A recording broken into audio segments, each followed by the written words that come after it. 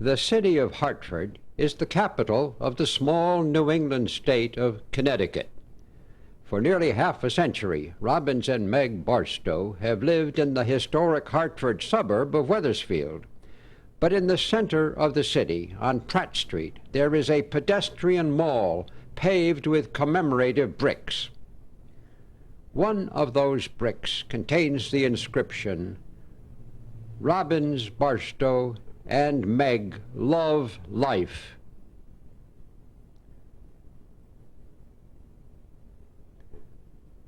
What follows are brief excerpts from the story of that love for life.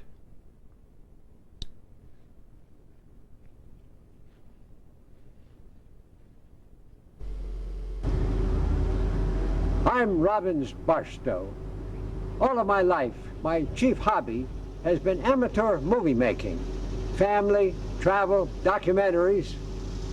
So I'm taking the occasion of my 80th birthday to follow my bliss and seek to condense into 1 hour-long video selected highlights from the filmed record of my long and most fortunate life adventure to share with family and friends.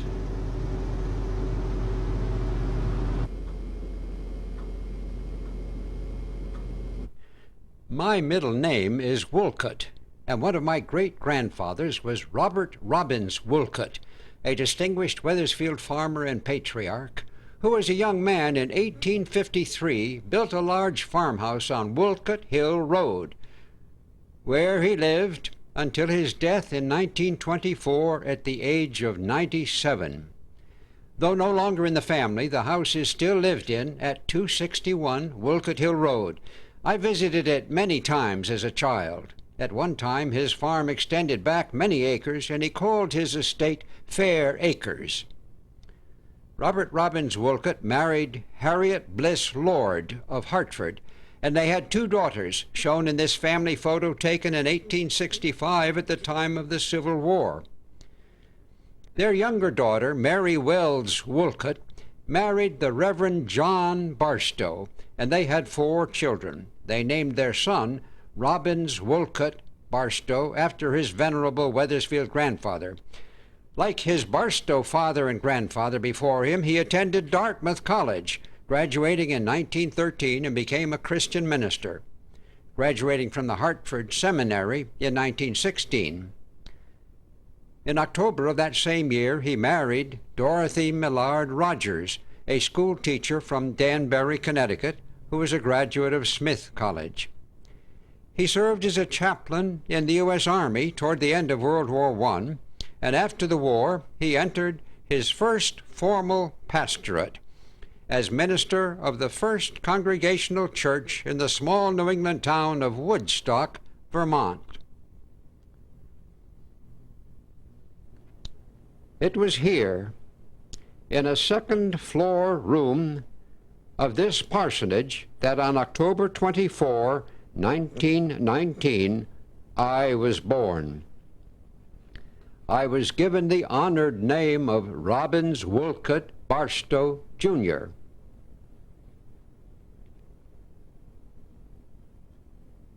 My mother was a saintly woman and a beautiful nourisher of both body and soul. My favorite childhood photo is one taken in 1920 when I was 1 year old. In front of the old Wolcott homestead in Wethersfield, showing 4 generations, Robert Robbins Wolcott, his son-in-law John Barstow, my father, and me. The year after my birth, my father received a call to the South Congregational Church in Concord, New Hampshire, where he served for 4 years. It was here that the second of my parents' 3 sons was born. He was named John Barstow, after his beloved grandfather. Our family left Concord in 1924, moving all the way out to Madison, Wisconsin, where my father became minister of the First Congregational Church near the university. We remained in Madison until 1930, and this was the birthplace of the third son, named Paul Rogers Barstow, after his mother's family.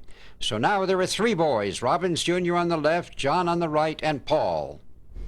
Our early childhood was relatively normal and harmonious, stressing traditional family and Christian values at home in the warm atmosphere of the parsonage.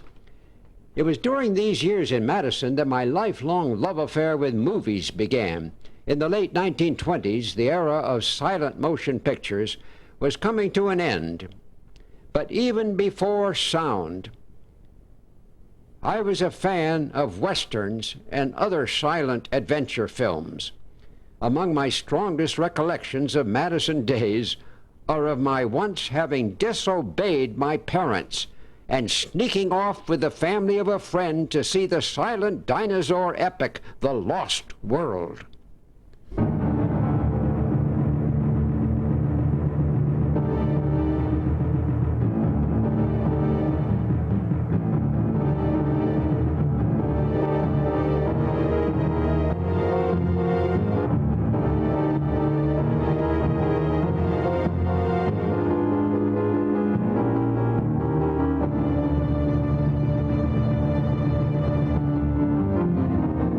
I also was thrilled by the swashbuckling exploits of my first great hero, Douglas Fairbanks, in films like The Black Pirate.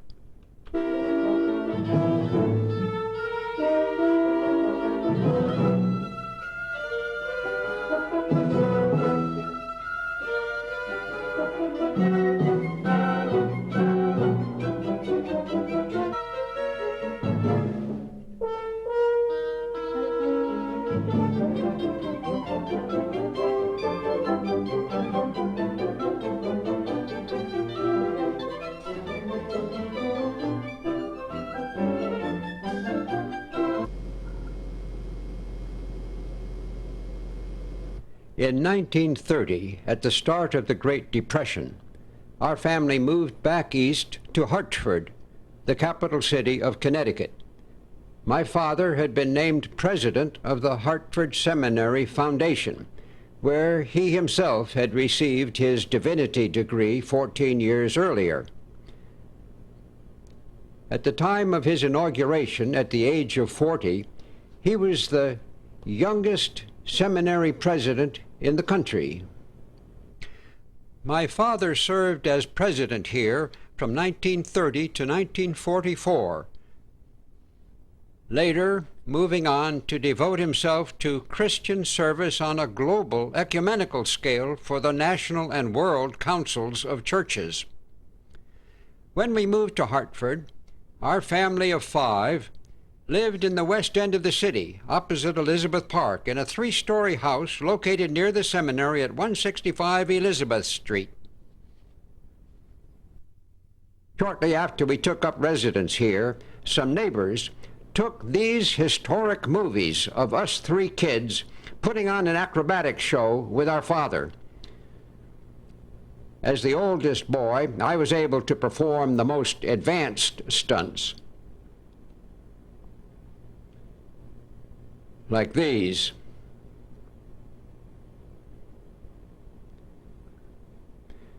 This one, with Paul, is called the Kangaroo Walk.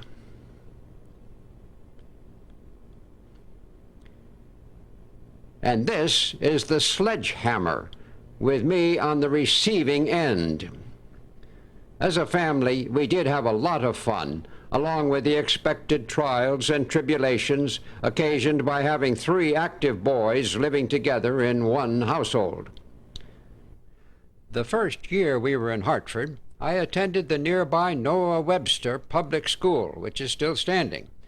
But then I enrolled in the private preparatory Kingswood School in West Hartford.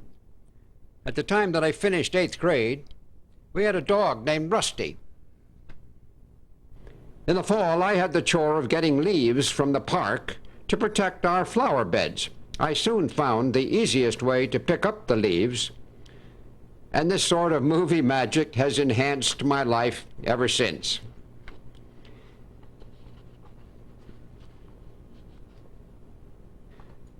My father had a great love for the sea and sailing, and his greatest pleasure came from spending summers cruising the New England coast with his family on a succession of sailboats, while serving as guest preacher in shoreline towns and island churches along the way. As a boy, I loved going out on the bowsprit of boats like the True Love II here, and riding up and down with the waves. It was from this perch that I saw my first whales, long black backs showing on the surface way in the distance. Returning now to my Hartford school days, this is how I looked when I started my high school years at Kingswood. For 4 years, I rode my bike daily the 3 miles from home to the Kingswood campus in West Hartford. The school, modeled after British country day schools, was a highly regarded private institution, and we had outstanding professors. My reputation there was more for academic performance than athletics, and as attested to in a plaque on the wall of Severance Hall, I became literary editor of the school magazine called The Wyvern. Actually, I endured a good deal of misery while at Kingswood, being picked on by some of my classmates for being a sissy and a grind. One fun thing I did, however, was to organize a movie club so that I could get free passes to downtown movie theaters like the Strand here, for which I would write film reviews for the Kingswood newspaper. At the commencement exercises on June 6, I received my diploma summa cum laude, and then readied myself at the youthful age of 16 to enter Dartmouth College in the fall, where I would become the 4th generation of Barstows to attend this beautifully situated college in Hanover, New Hampshire. My first year as a freshman, when I had a room in Ripley Hall, was interrupted in December of 1936 by my having to have an emergency operation at Hartford Hospital to remove my spleen because of a worsening condition of congenital hemolytic jaundice. Though fully recovered, I stayed out of school for the rest of that year, enjoying the company of our new boxer dog. I did some home studying and learned to smoke a pipe, but this time in my life is chiefly remembered for the opportunity it provided for me to produce my first full-fledged movie epic. In the mid-1930s, Tarzan of the Apes, Edgar Rice Burroughs' jungle nobleman, had become my latest hero through the Hollywood films starring Johnny Weissmuller, the Olympic swimming champion, and Maureen O'Sullivan as his mate. I decided it would be fun to film and direct an original story about Tarzan, and I recruited my 2 brothers and 3 young neighborhood ladies to go on location in the wilds of Granby, Connecticut, to make a jungle adventure film which we called Tarzan and the Rocky Gorge. It started with my brother Paul getting inspired, while reading a Tarzan book, to go to Africa and see Tarzan in person. So here is Paulus Rufus Barstinio, the eminent African explorer, all fitted out for a jungle safari. 3 brave and audacious female adventurers agreed to accompany him. We can't include the entire film here, but in short, while making their way through a treacherous rocky gorge, they hear a familiar cry.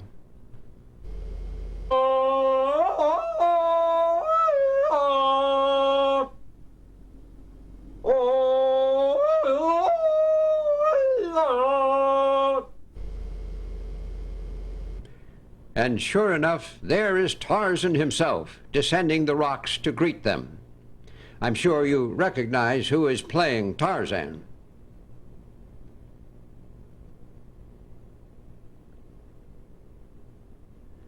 Tarzan helps explorer Paulus to climb up the steep sides of a rocky gorge, and then teaches him how to leap 15 feet off a tall ledge into a deep pool below.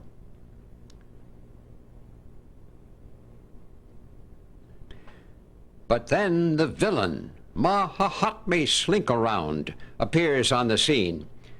And while Paulus is breathing in the fresh jungle air on the top of a waterfall, Slinkaround takes out a gun and, for no apparent reason, shoots Paulus, who falls into the crocodile-infested pool below. But Tarzan comes to the rescue, and daringly leaping off a high ledge into the pool, saves Paulus from the unseen crocodiles. Then Tarzan has to say goodbye to his new friends, and diving off into 6 inches of water, he struggles manfully upstream. Slinkaround was captured and reformed, and my brother John, who played this role, later went on to become an evangelical missionary. Key performer Brother Paul, in later life, became a professional actor, a highly successful stage director, and longtime head of the theater department at Wellesley College.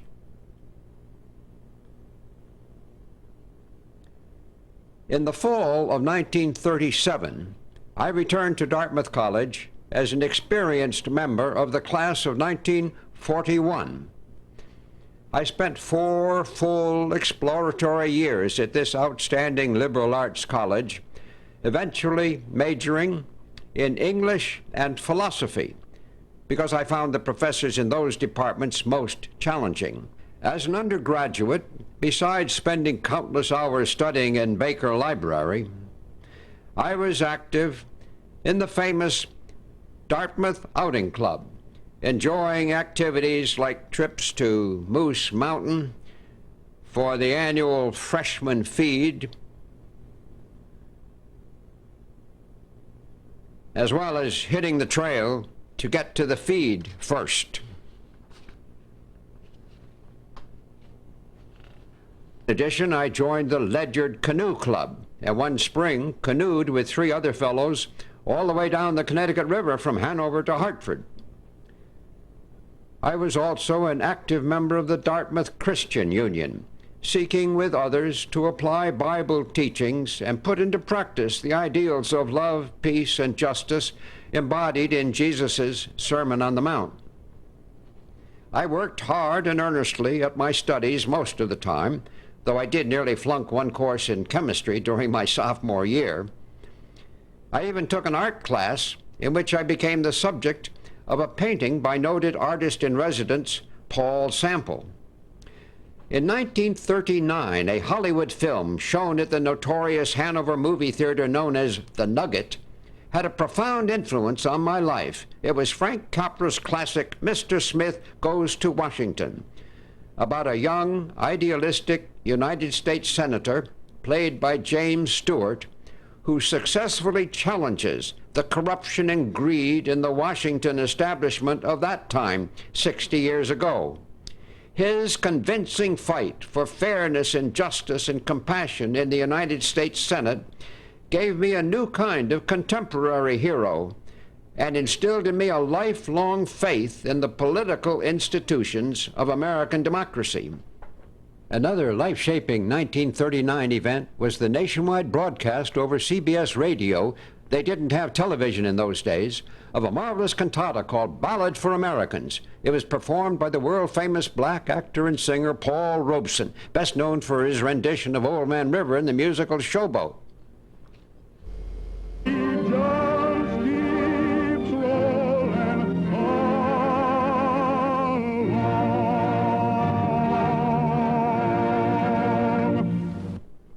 Ballad for Americans tells in song the history of American democracy, and it concludes with an exuberant recitation of what it means to be an American. Paul Robeson celebrates the unity and diversity of the American ideal with these stirring words. Am I an American? I'm just an Irish, Negro, Jewish, Italian, French and English, Spanish, Russian, Chinese, Polish, Scotch, Hungarian, Litvak, Swedish, Finnish, Canadian, Greek and Turk and Czech and double Czech American. And that ain't all. I was baptized, Baptist, Methodist, Congregationalist, Lutheran, Atheist, Roman Catholic, Orthodox, Jewish, Presbyterian, Seventh-day Adventist, Mormon, Quaker, Christian, Scientist, and lots more. This dream of ethnic and religious liberty and equality for everyone has remained with me all of my life, undergirded by my academic studies at Dartmouth. College for me also was a proving ground for social, economic, and political activism. While I was still an undergraduate, Hitler invaded Poland and World War II was started. This occasioned deep debate and division on campus. I was one of a small minority of peace advocates on the basis of Christian pacifism. I took part in many college forums and rallies, and at the end of my senior year, I was cited by the editors of the Daily Dartmouth newspaper for having been, for 4 years, purely and simply an idealist. When I finally graduated with a bachelor's degree cum laude in June of 1941, my personal future was very much up in the air. Following family footsteps, I did enroll in my father's divinity school, the Hartford Theological Seminary, and I spent a year there doing much soul-searching, as exemplified in this painting by Rockwell Kent, which I had on my dormitory wall. On December 7, 1941, Japan bombed Pearl Harbor and the United States entered World War II. I registered as a conscientious objector and was prepared to perform alternative service, but I was eventually classified 4F and exempted from the draft because of my physical condition of having no spleen. At the end of this seminary year, however, I finally decided that I was not personally suited to enter the traditional Christian ministry. I found myself rationally and emotionally unable to accept the fundamental Orthodox Christian doctrine of exclusive salvation through faith in Christ alone. I was not as much concerned about some unknown future world as I was about how people lived in this world and the ethical principle of Jesus' golden rule, seeking to advance God's kingdom of love here and now on earth. So in the late spring of 1942, I left the seminary and was without a career or any clear direction. There was, however, for me a marvelous gift of grace.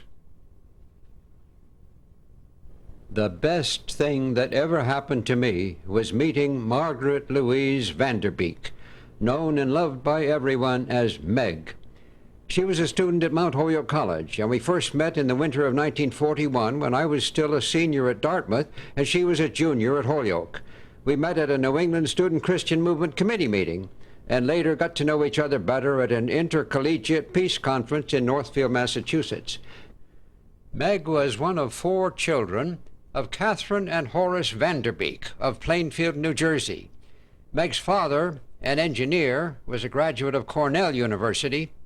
Her mother had herself graduated from Mount Holyoke College in 1910, and in addition to being a homemaker, was a dedicated social activist.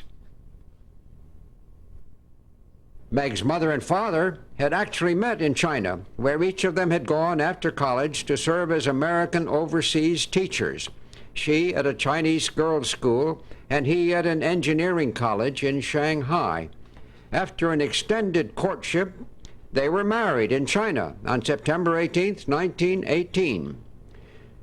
And it was in Shanghai, China, in this building on the campus of Nanyang College, that Meg was born on April 22, 1921, making her 1.5 years younger than me. 64 years later, on a trip we made to China in 1985, she and I visited the site of her birth. This early childhood photo shows Meg in the middle with her older sister Betty and 3 young Chinese friends. Meg spent the first 4 years of her life in China before the family returned to the United States and took up residence in New Jersey. Entering Mount Holyoke College in South Hadley, Massachusetts in the fall of 1938, Meg was an active and conscientious student. She majored with honors in sociology and did creative work in art. In her senior year, she was president of the Student Fellowship of Faiths. She is seen here in the red dress in back with some classmates. I had been particularly impressed to find that, like me, Meg was a deep-seated idealist. We had immediately bonded when we discovered that both of us were pacifists and strong supporters of human equality, social justice, and the Christian gospel of love. After our first heart-stirring encounters in the middle of her junior year, Meg and I exchanged many letters and not infrequent visits. She was very supportive of me during my difficult year at seminary, and by the time she graduated from Mount Holyoke in June of 1942, she had come to be warmly loved by all the members of my family and included in special gatherings like this one at a summer cottage. Also enjoyed visiting Meg's home in Plainfield, New Jersey, and members of her family were great sports in allowing me to film a magic hot dog picnic in their backyard.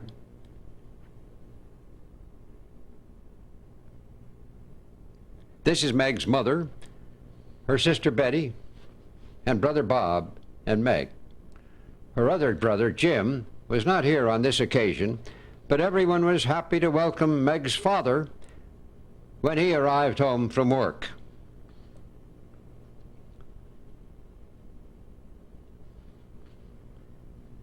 Finally, in the summer of 1942, after nearly 2 years of mutual soul-searching, we had convinced ourselves that we knew, enjoyed, and loved each other well enough and shared personal, social, and religious values deeply enough for us to commit ourselves to becoming lifetime partners.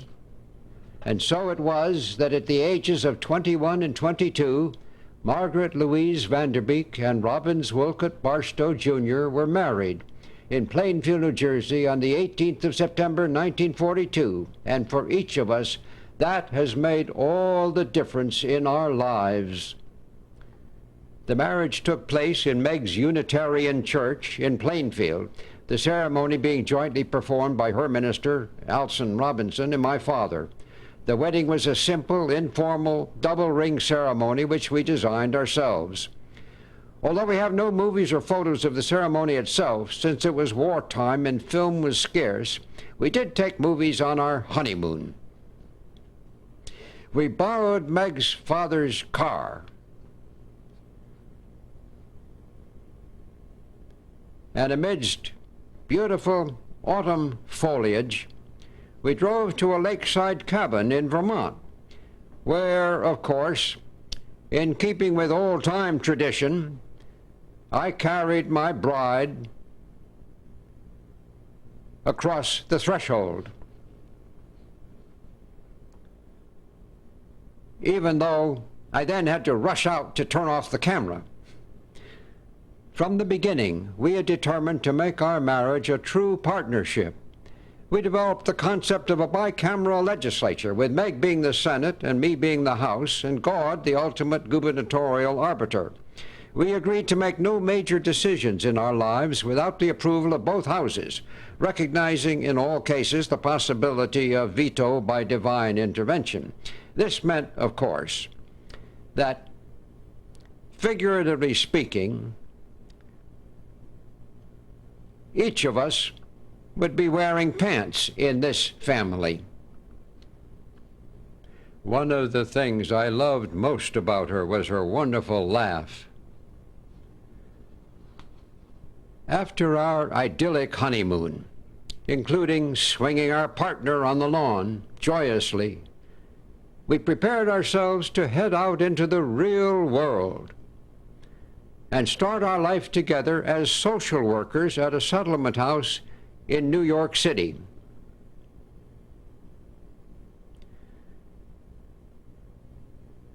The Hudson Guild Neighborhood House was located in Chelsea, a west side area of the city which was known as Hell's Kitchen. We lived in a second-floor railroad apartment on West 28th Street, and each of us was paid $25 a week. Meg had been offered a position as girls group worker. And since I was exempt from the draft, I was able to fill a need for boys group worker. We were responsible for developing a variety of constructive after-school activity programs for both younger children and high school youth living in the area.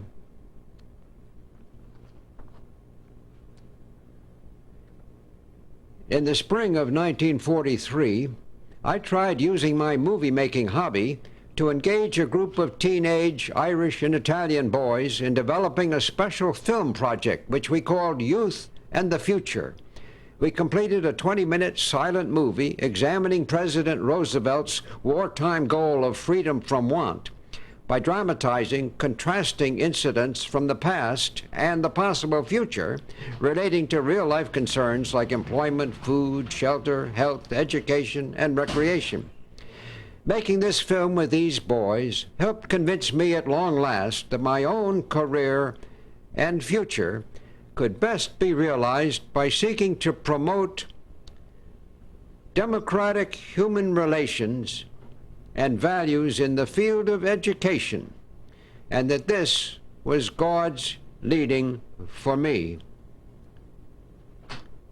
So after 1 year of trying social work on the streets of New York, Meg and I decided to set out in a new direction, and we both got jobs as teachers and counselors at a private progressive boarding school in Paulding, New York.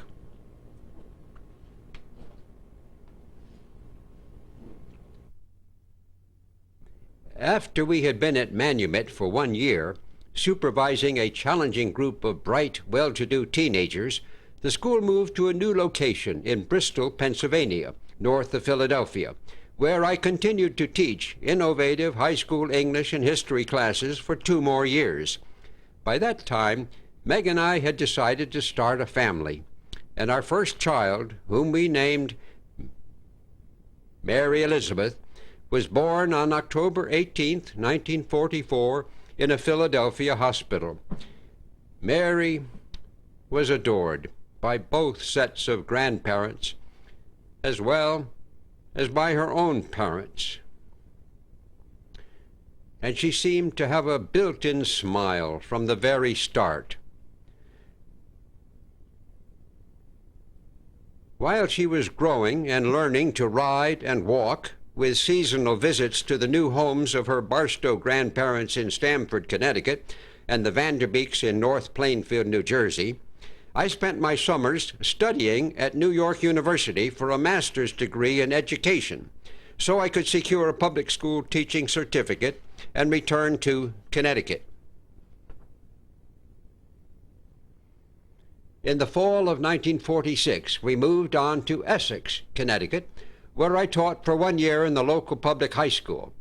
While Meg and Mary flourished, I had serious discipline problems with my public school English and social studies classes and had to look for a new job for the next year. Before leaving Essex, however, our second child, David Robbins Barstow, was born on August 5, 1947 in Middletown, much to the welcoming joy of all 3 other members of his family.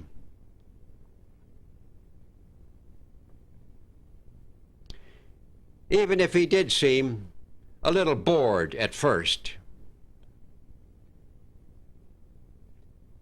I was able to secure a new job teaching 8th grade in the grammar school in Niantic, Connecticut, and I remained there for 3 years.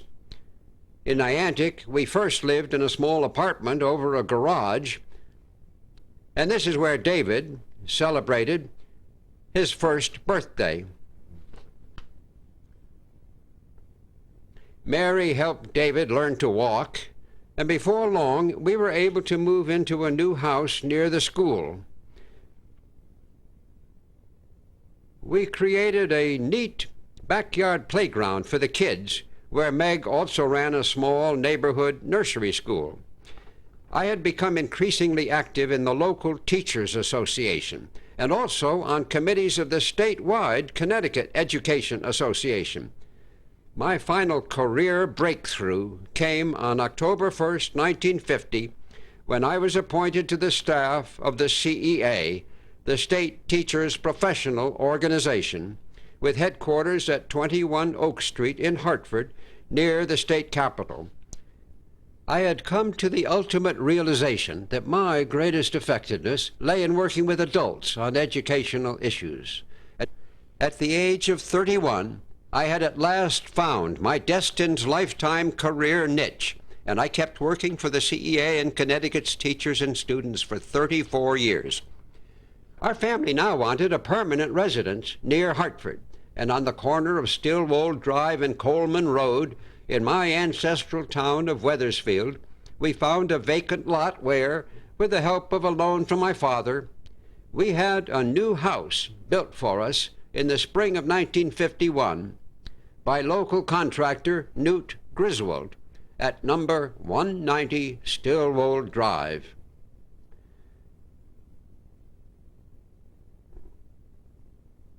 Before we could move in, however, another significant event was about to take place back in Niantic, where the family was still residing.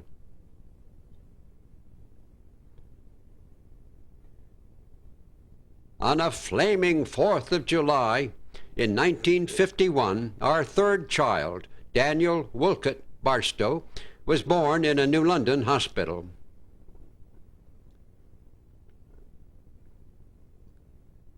He too was warmly welcomed by all the family. As he got ready to set forth on life's great adventure. And finally, on July 30th, 1951, the American dream came to fulfillment for Robbins and Meg Barstow and their 3 children, Mary, David, and Daniel, as they moved into their own home on a Wethersfield plot of land they called Fair Acre.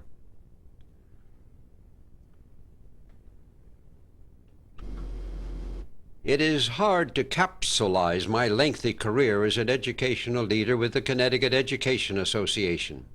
For more than a third of a century, I devoted myself to seeking to advance the cause of education and the teaching profession, not only in Connecticut, but nationally. When I started at CEA in 1950, there were just 3 of us on the professional staff, and the association had some 10,000 members statewide. By the time I retired in 1984, the professional staff had grown to over 30, and the association's membership had grown to more than 30,000 teachers. My first position was Director of Field Services, and I traveled all over the state to help local teacher groups and individual teachers with all kinds of professional problems. Over the years, I visited every one of Connecticut's 169 towns, some of them many times.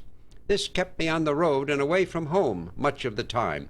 But whenever I stopped for supper at a Howard Johnson's, I would pick up some sugar lumps to bring home to our family of sweet-toothed, growing children, so they wouldn't think I had forgotten them. When I hired my longtime superlative secretary, Joan Jackson Rogers, in 1955, she was the first of what became a large number of black employees on a growing integrated staff at all levels. After a while, the old brick headquarters became so overcrowded with increased staff members that the association had to build a new, modern structure, which we moved into in 1964, making sure that when we transferred supplies, first things went first. I served under 3 CEA executive directors, Lyndon U. Pratt, Dr. Wilfred J. Sheehan, and Thomas P. Mondani, all 3 of whom I have outlived. In 1967, after 8 years of part-time study and 7 preliminary theses drafts, I was granted a Doctor of Philosophy degree in Educational Administration by the University of Connecticut for a 270-page dissertation on the effectiveness of guidelines without legislation in teacher-school board negotiations. For 34 years, I was a registered lobbyist for the CEA at the state capitol. During the course of that time, I had something to do with the enactment of over 80 laws affecting teachers and education, including the first fair dismissal law, sick leave, retirement, and salary improvements, and in 1979, the first in the nation last best offer teacher negotiation binding arbitration law, which after being signed by then Governor Ella Grasso has prevented teacher strikes in Connecticut ever since. During my later years with the CEA, after I had grown my beard, I served as Director of Professional Development, with my office in an adjacent building and Joan Rogers still my secretary. I was staff consultant for statewide teacher commissions on in-service education, teacher ethics, professional rights and responsibilities, human relations, and minority affairs. CEA became a leader in the fight for maternity leave rights for women teachers and in promoting equal sports for girls. In addition, we pioneered in publicly opposing discrimination based on sexual orientation and in protecting equal rights for gays and lesbians.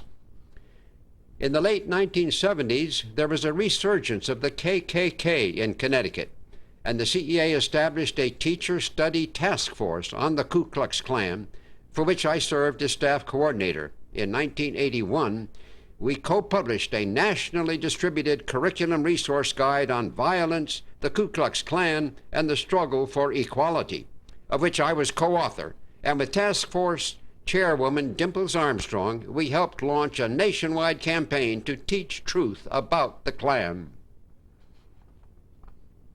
I was also involved nationally in other educational affairs. In my early days, in 1956, I was elected president of the National Education Association's Field Service Association. Active all my life in Democratic Party politics, I was chairperson back in the 60s of Connecticut Educators for Johnson and Humphrey, and in 1964, I was invited to the White House for the signing by President Johnson of the Far-Reaching Elementary and Secondary Education Extension Act. In addition, I participated in civil rights and peace marches in Washington and elsewhere, and helped arrange teacher meetings with black leaders like Coretta Scott King and Julian Bond. At the time of my official retirement from the CEA in 1984, I truly felt that my long career with this association had provided for me the fulfillment of John F. Kennedy's definition of happiness: the full use of your powers along lines of excellence in a position affording scope. My greatest professional honor came in 1988, 4 years after I had retired, when the National Education Association, at its annual meeting in New Orleans, presented me with a Human and Civil Rights Award for leadership in advancing intergroup understanding within the education profession.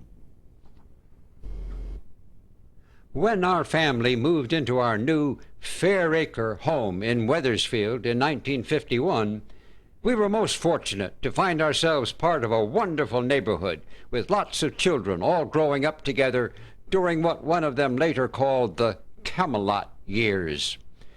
We had lots of fun times with a variety of creative play activities. From the beginning of our residence in Wethersfield, the First Church of Christ has played a vital role in all of our lives, from Sunday school and choir to marriage and outreach. We liked reading the Bible together at home, as well as other bedtime literature, and outdoors we made good use of our backyard as picnic area and playground. One compensation for my long hours away in my CEA job was having a full 30-day vacation period every summer. As an inexpensive way to take advantage of this, we decided to buy a tent and go camping in state parks like Rocky Neck. There was one summer, however, in 1956, when something very special took place.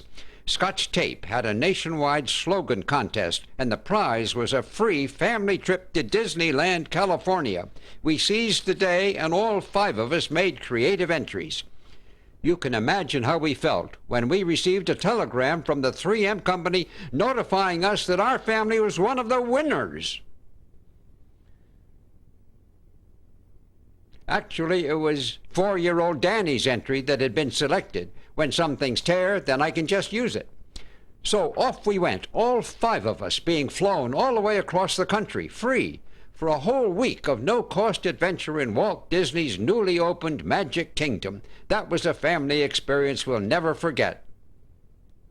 For the next 5 years, every summer, our family went on a month-long camping trip with tents and sleeping bags, camping through history, visiting historic sites like the Lincoln Memorial in Washington, D.C., and national parks like the Mesa Verde in Colorado, all around the country. For these summer camping trips, we used a large station wagon with a small trailer. When we found a camping site, we would unload the car and set up tents to use with sleeping bags and other outdoor equipment. We used a couple of small pop tents, and we never did figure out how David got inside this one. During these 5 summers, we managed to visit every one of the then 48 states. When we got to the top of Hoover Dam, we all crossed the line in unison so each of us could enter our 48th state, Nevada, at the same time. As the children grew older, family relationships of love and caring remained, as always, at the core of our value system. All 3 of our children went through the Wethersfield Public Schools. For several years, Meg was president of the Parent-Teacher Association. Mary went on to graduate from Earlham College and now is a therapist, group trainer, and writer in Boulder, Colorado. David went to Carleton College and then to Stanford for a Ph.D. in computer science. He's now a computer consultant and innovator in Austin, Texas. Daniel went to Kalamazoo and the University of North Dakota and is now an earth and space science educator and curriculum project director in Cambridge, Massachusetts. This is our daughter's home and office now in Boulder. When Mary moved to Colorado, she changed her name to Cedar, and we have been happy to call her this ever since.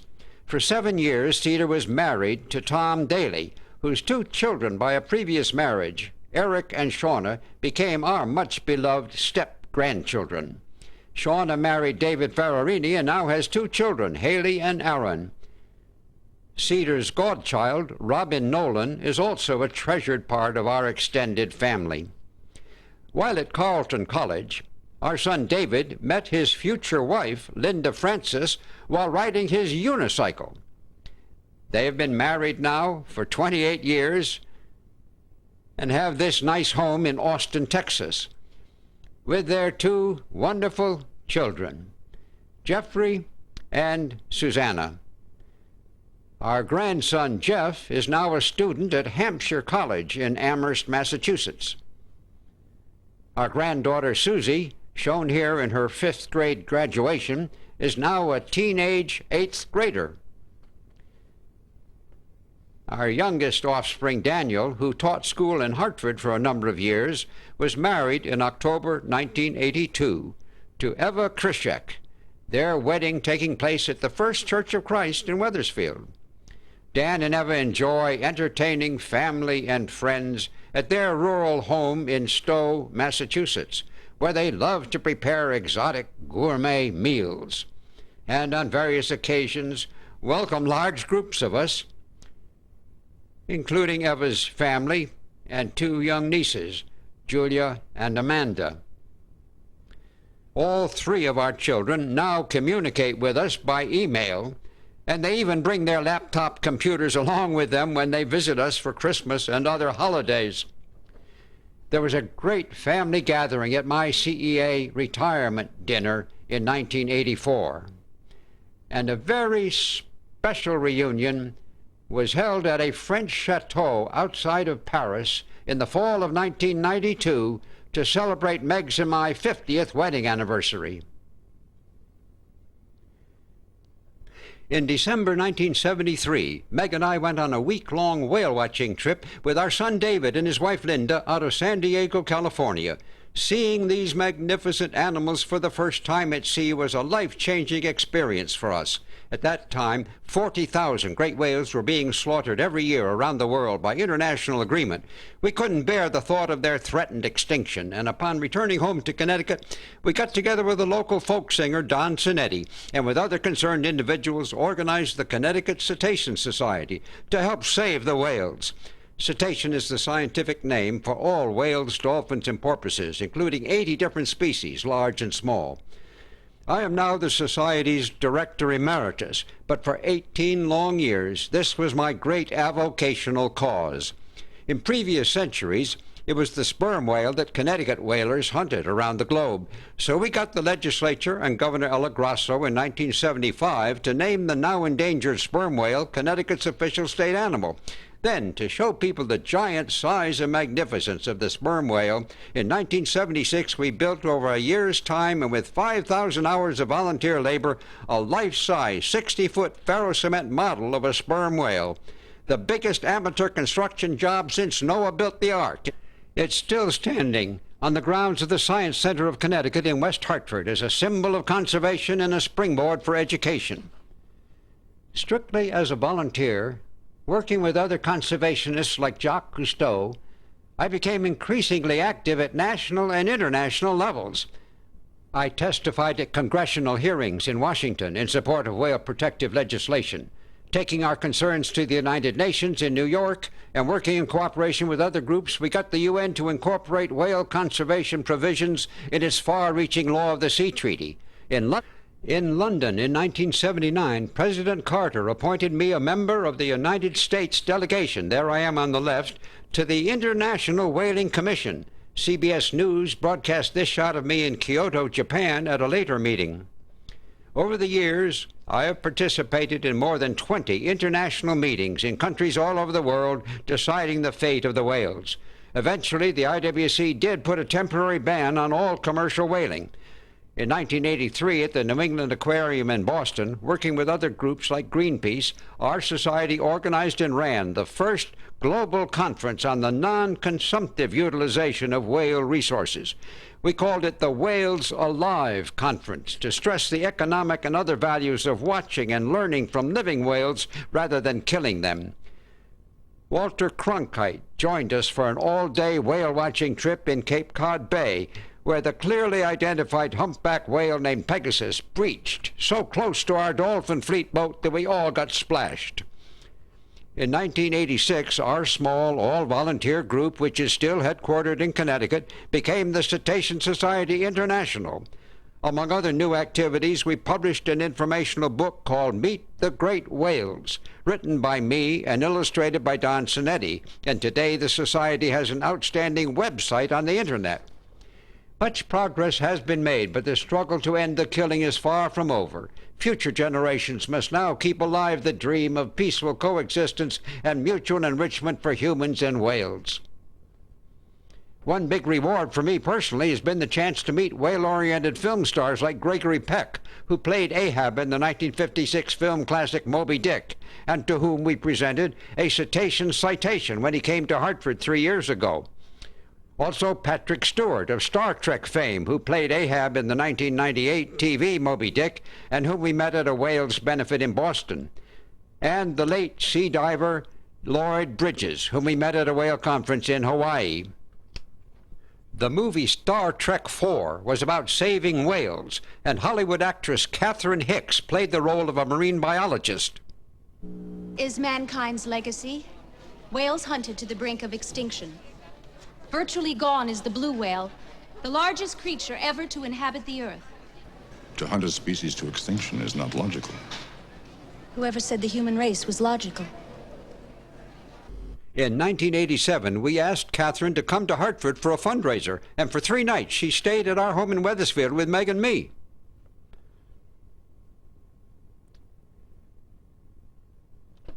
I don't even. Here we are on candid camera. Meg, It's been a wonderful weekend. how has it been living with Robin for, 45 years? Well, there's a good question. It's had its ups, it's down. We kept moving all the time. It's really good. Keeping up with each other, I think. Baby love, my baby love, been missing you, ooh, Miss Kid. Meg and I have always loved to travel. The world has so many fascinating places and people. After touring America with our 3 children, we have in our later years been able to travel around the world on a global scale. now having been to every continent except Antarctica.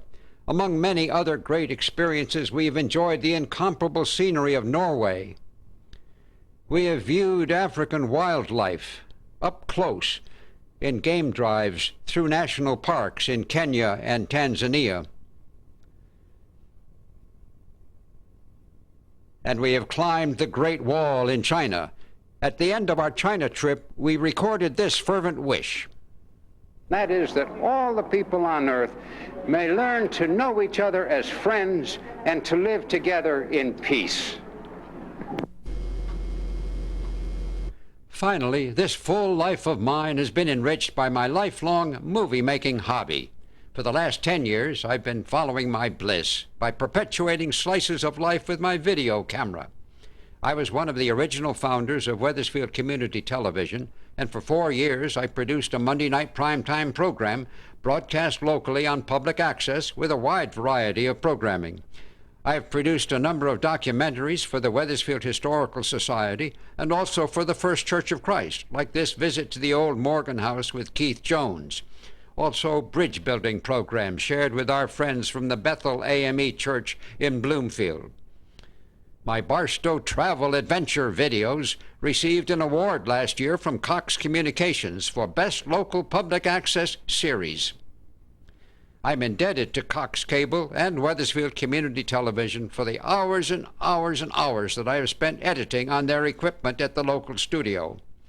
Up to this time, I have filmed, edited, and narrated, purely as a volunteer, over 100 major video productions, which I label and package myself using my Macintosh home computer.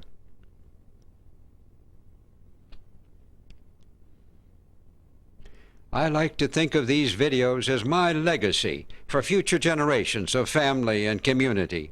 I still have at least 50 additional unedited programs waiting on the shelves, which I hope will keep me creatively occupied when I feel like it, well into the new millennium.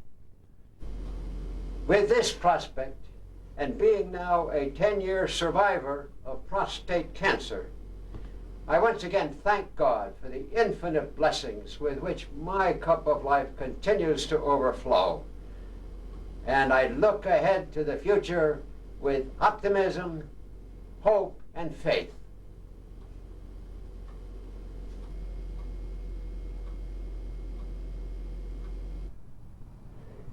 We thank you for allowing us to share with you these glimpses of 40 years of abundant living.